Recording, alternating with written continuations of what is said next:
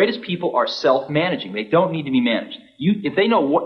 Once they know what to do, they'll go figure out how to do it, and they don't need to be managed at all. What they need is a common vision, and that's what leadership is. What leadership is having a vision, being able to articulate that so the people around you can understand it, and getting a consensus on a common vision.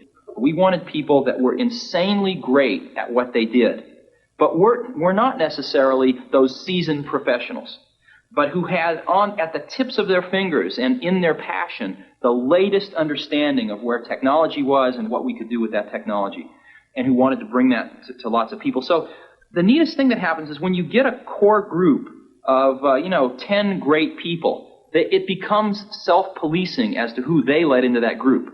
So I consider the most important job of someone like myself is recruiting. We agonized over hiring. We had interviews. You could go back and look at some of the interviews agendas. They would start at 9 or 10 in the morning and go through dinner.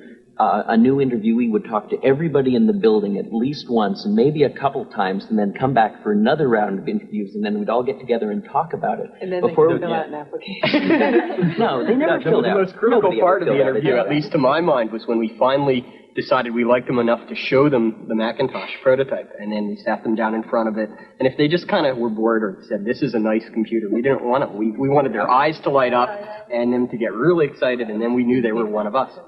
And everybody just wanted to work, not because it was work that had to be done, but it was because something that we really believed in, that was just going to really make a difference. And that's what kept the whole thing going. We all wanted exactly the same thing, and instead of spending our time arguing about what the computer should be, we all knew what the computer should be, and we just went and did it. We went through that stage in Apple where we went out and we thought, oh, we're going to be a big company, let's hire professional management. We went out and hired a bunch of professional management. It didn't work at all. Most of them were bozos. They knew how to manage, but they didn't know how to do anything. And so if you're a great person, why do you want to work for somebody you can't learn anything from? And you know what's interesting? You know who the best managers are? They're the great individual contributors who never, ever want to be a manager, but decide they have to be a manager because no one else is going to be able to do as good a job as them. After hiring 2 professional managers from outside the company and firing them both, Jobs gambled on Debbie Coleman, a member of the Macintosh team. 32 years old, an English literature major with an MBA from Stanford, Debbie was a financial manager with no experience in manufacturing.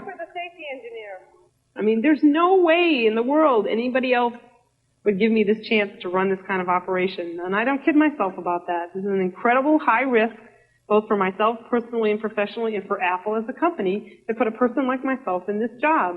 I mean, they're really betting on a lot of things.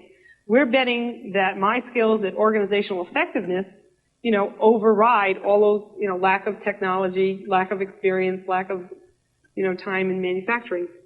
So it's a big risk, and I'm just an example, and every single person on the Mac team, almost to your, entry-level person, you could say that about.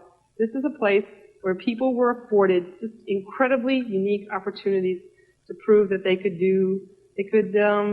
write the book again. Inscribed inside the casing of every Macintosh, unseen by the consumer, are the signatures of the whole team.